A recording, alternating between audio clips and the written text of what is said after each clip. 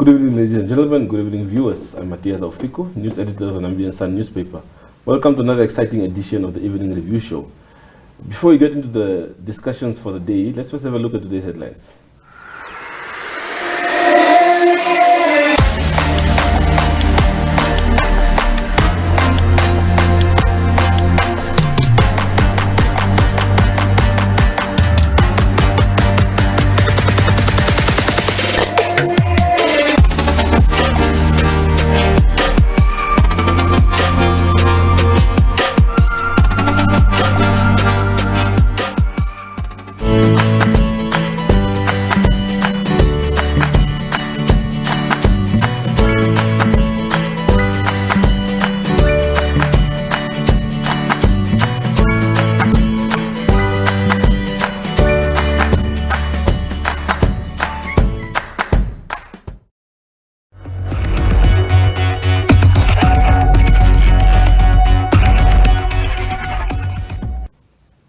Well, we're joined in studio today by His Excellency Prashant Agrawal, the Indian High Commissioner to Namibia. Welcome, sir.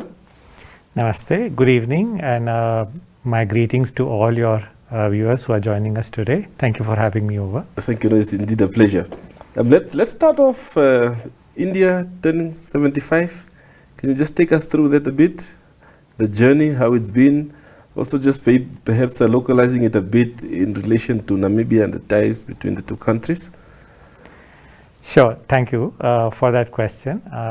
In fact, as some of your viewers would be aware, we celebrated our 75th Independence Day on 15th of August, which was just a couple of days ago. Yeah. It was a moment of great happiness, and we are happy to be able to share our joy with our Namibian brothers and sisters as well. Yeah. Now, if you are to go to India and be on the street, you will hear names and things being spoken by people which would have been spoken about, let's say, 2,000 years ago as well. So yes. India is a very ancient civilization, but we are a young nation, just like Namibia, slightly older than you, of course. Yeah. So we became independent on 15th August, 1947. Yeah. It's been a fascinating journey of the past 7.5 decades, I would say. We say incredible India is also incredibly complex and it is incredibly fascinating. Yeah. If you look at India of today, I can only compare it, let's say, with EU in terms of its diversity of languages and diversity of ethnicities and so on. And if you look at the population and economic size, it's almost equal to the whole of Africa, where you have 54 countries. So it's a complex, fascinating civilization, nation, and society. Yeah. When we became independent, we adopted the ethos of our freedom struggle, and we embraced democracy. We embraced the values of justice, liberty, equality. And of course, inclusivity. India is a very plural society. So the fact that we embrace those values and we have cherished, and those values have guided India's journey, is a remarkable thing. Yeah. And if I look at Namibia, I see that Namibia very much shares these values. So we celebrate, our achievements together. Yeah. India has done well for itself. Today we are a $3 trillion economy. We do have our fair share of challenges as well, but we look forward to working with our close partners like Namibia to walk that path and overcome the remaining challenges. Yeah, I'm sure like last year, of course, amidst the COVID pandemic, the celebrations were quite, I'm sure, not as usual, what you're used to as a country. How has that been and how has the country dealt with it? On one side, there's the celebrations, while still in the back of your mind, there's the pandemic going on, so you need to do things a bit differently. How has that been? You are absolutely right. I think the COVID-19 pandemic has been very much on everyone's mind, not just in India, but across the globe. Yeah. And we did go through a very severe second wave ourselves just a few months ago. So, that experience is still very fresh on people's minds. And when I say celebration, it's not celebration in the material sense that you spend a lot of resources to celebrate, but I think it's more a cherishing of what was achieved 75 years ago. talking about pandemic, since you mentioned COVID-19, after difficult, second wave, we have renewed our focus on going ahead with vaccinations. I'm happy to report to you that India has nearly achieved 500 million first vaccinations, and more than 110 million people are fully vaccinated. Yeah. Now, these are enormous numbers. We produce nearly 60 to 70 million vaccine doses every month. And in one day, we have gone as much as providing vaccines to almost 8 million people. Yeah. But given the very large size of India's population, we still have a long way to go. We have an ambitious target of achieving our vaccination targets by end of this year. And it's an ambitious target, but we are quite hopeful that we will reach that. Yeah. Of course, how could countries like Namibia, for instance, learn from your vaccine campaign that's going on? I would say that there are a lot of similarities. There are also a lot of challenges. Yeah. But at the same time, they also give us rays of hope as to how we can move together. Now, obviously, at the current stage of COVID-19 pandemic, and it is very heartening to see the third wave receding in Namibia and life returning back to normal. But the wisdom established across the world is that you need to have people go for vaccinations if we have to put this pandemic behind. Yeah. And there have been a lot of misinformation campaigns, people have been misguided and so on. And those challenges have remained common in our societies. So I think the governments are doing their bit in terms of, better educating people. I think the civil society, media, it's playing its part. So an extremely important thing would be to make sure that people are encouraged. They are provided with right kind of information so that they can make informed choices. And we do see that, like in India, even in Namibia, we see that the vaccination rates are picking up. That is very encouraging. In terms of vaccine availability, as you would be aware, India has been providing most of the vaccines to the world, not just COVID-19, but other vaccines as well. Yeah. There are organizations like Serum Institute of India, which have been the world's largest vaccine producer, and they are also producing COVID vaccines. Earlier this year, we were privileged to partner Namibia in terms of our vaccine cooperation, and we did provide 30,000 doses of Covishield, which is the AstraZeneca being produced in India. Right now, given our own second wave, we are focusing on achieving our domestic targets as well. But as the vaccine production gets stepped up in India, we are also producing indigenous vaccines called Covaxin. We are also going to produce other vaccines under license. So as the availability increases in India for these vaccines, we are very hopeful that we can redouble our vaccine-related cooperation also with Namibia in coming months. Yeah. Okay. Let's talk trade and diplomacy. Of course, during the celebrations last year, in your speech, one of the issues that came up was the South-South cooperation. If I have to localize it, India and Namibia, what are some of the low-hanging fruits that one can tap into? I think increasing trade, commerce, and investments needs to be, and it is the highest priority, especially in the pandemic times when we see the economic difficulties which have arisen across the board. And I think the vulnerable section of societies have been particularly affected. Yeah. And I think increasing our commercial and investment and economic interactions is one short way of increasing incomes, increasing standards of living, and so on. Yeah. Now, when we analyze India-Namibia trade and commercial partnerships, I think we have a huge potential in terms of several things, I would say. First and foremost would be, I would say, pharmaceuticals and healthcare products. I think there are great synergies that we can achieve in that. Yeah. But also in, I would say, petrochemicals or, things that Namibia produces, minerals, We have a very strong diamond processing industry, and you produce world-class diamonds in Namibia. I mentioned minerals. I would like to specifically point out opportunities in agriculture, solar energy, and so on. So these remain some of our highest priorities, and we do organize a number of buyer-seller meetings, business-to-business meetings, which we widely circulate in media as well. So in coming months, you will see the High Commission organizing such virtual B2B meetings in specific focus areas, which I just mentioned. And we really invite your viewers who are in business to participate and look at these opportunities, because I think there is a lot for us to achieve together in these areas. Yeah.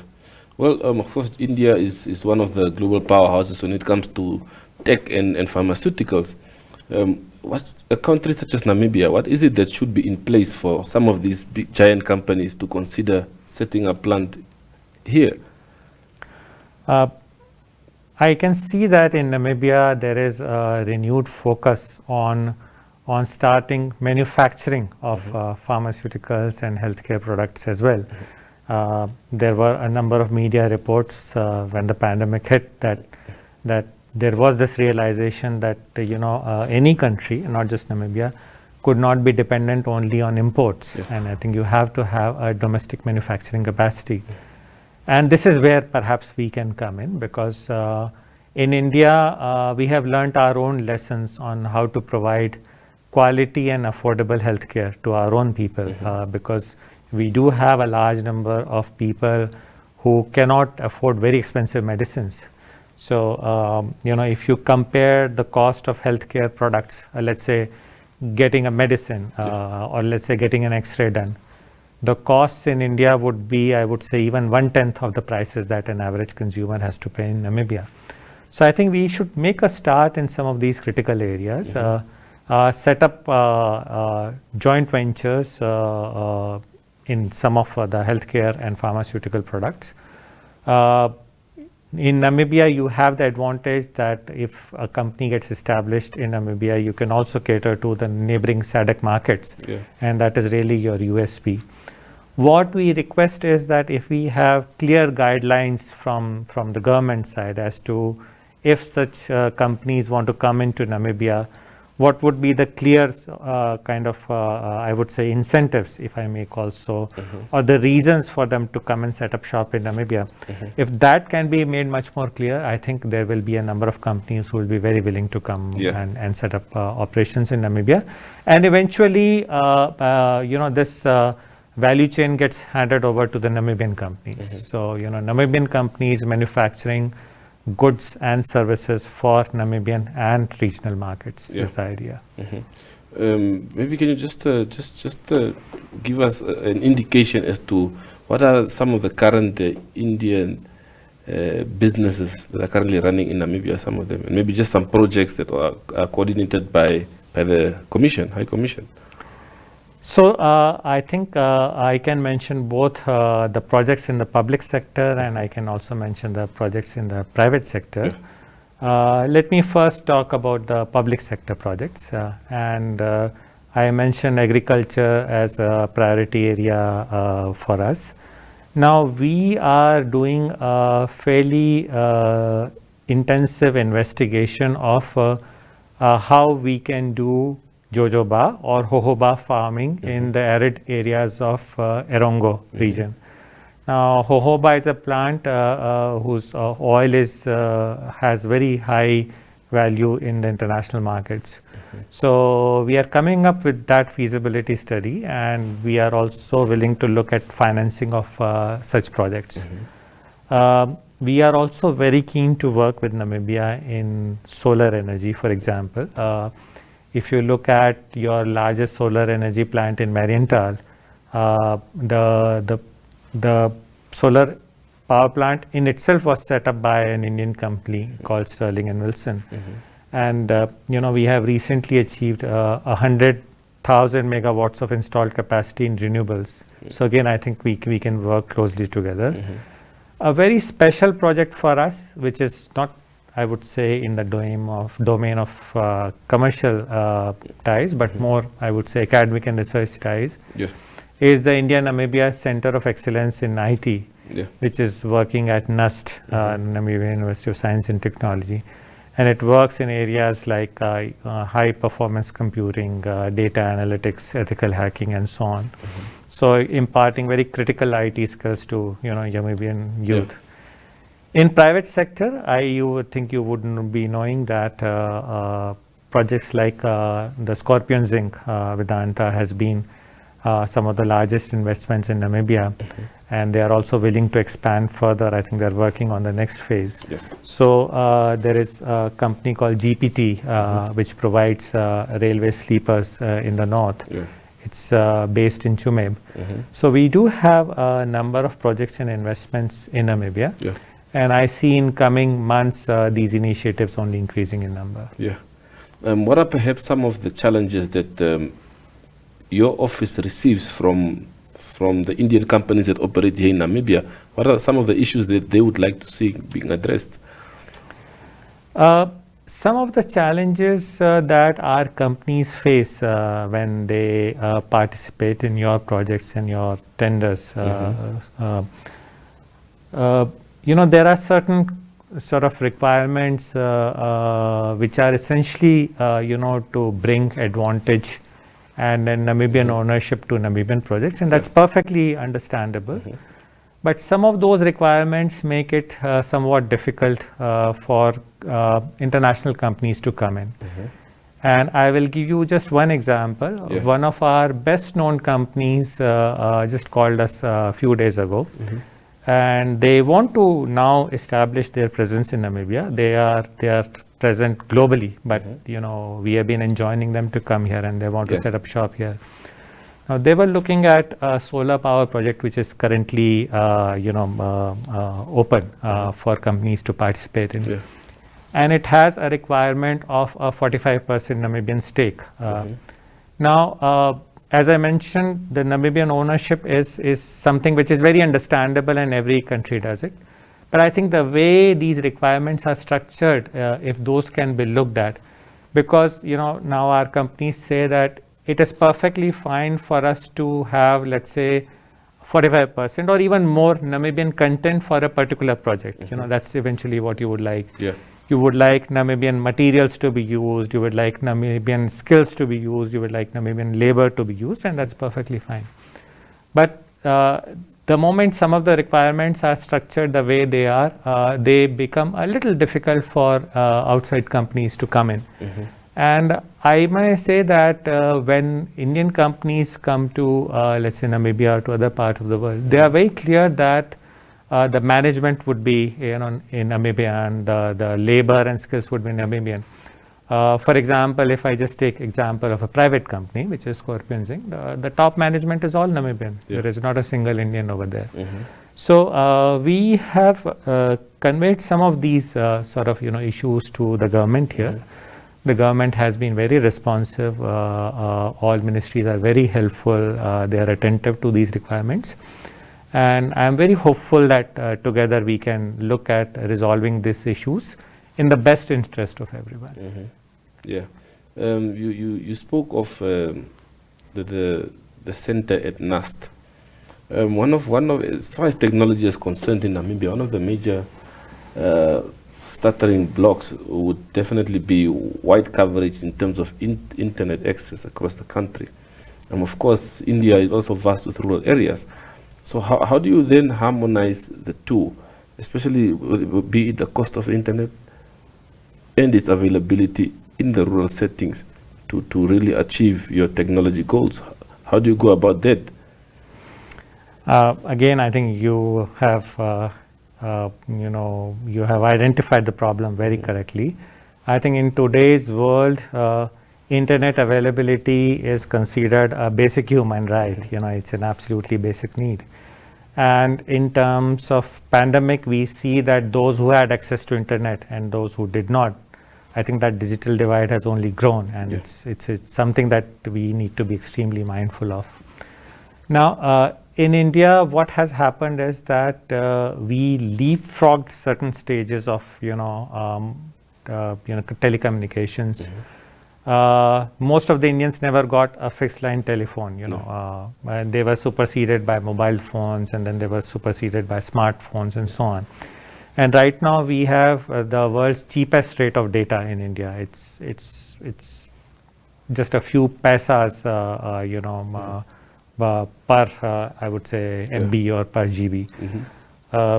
Now in Namibia's case, what we see is that you have a huge geography and you have very scattered populations. So I think the mobile telephony, the mobile data access needs to be structured in accordance with this geographical requirement. There are technologies available which are cost effective, and once again, we will be very interested in seeing how we can work together in a public-private partnership mode to make sure that the internet reaches the remotest parts of Namibia. You have excellent infrastructure, in terms of, let's say, road coverage and so on. So it's not very difficult to achieve. I think it can be done in a fairly quick time span. Yeah. Maybe just as we head to the last segment of the interview, our president recently unveiled the fourth industrial revolution task team, basically set up to sort of do the groundwork for Namibia to move in the direction. What would you say are some of the areas that we should look at? I think that's a very far-sighted move for Namibia to look at the fourth industrial revolution. Because as developing countries, we all missed out on the first industrial revolution, and I would say the second industrial revolution.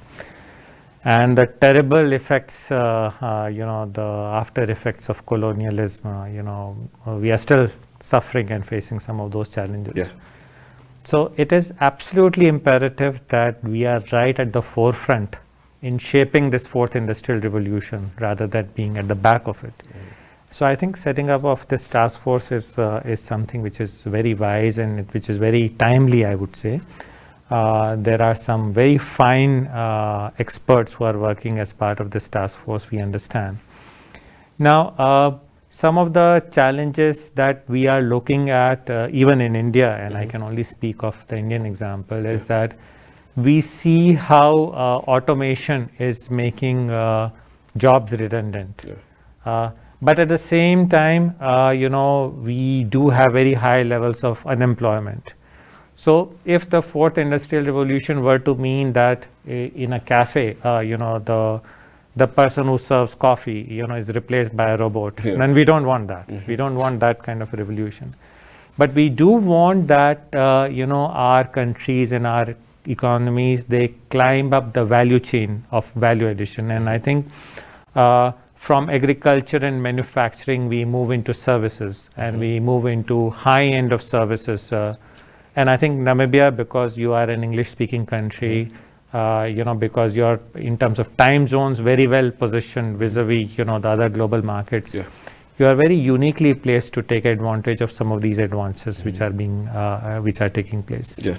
So you mean to say that perhaps as countries, as they surge towards the 4IR, each one should be tailored according to their own environment? Absolutely. I think the phrase used to be appropriate technology. And I think what we say, think global and act local, is very much relevant even for the fourth industrial revolution. That, we look at what the challenges we face on the ground, and we use and we harness technology to overcome those challenges. That should be our common objective. Okay. Your Excellency, thank you very much for your insight today. We really appreciate it. Thank you so much. It's been a pleasure to be with you on this show. Thank you. Good day. Good.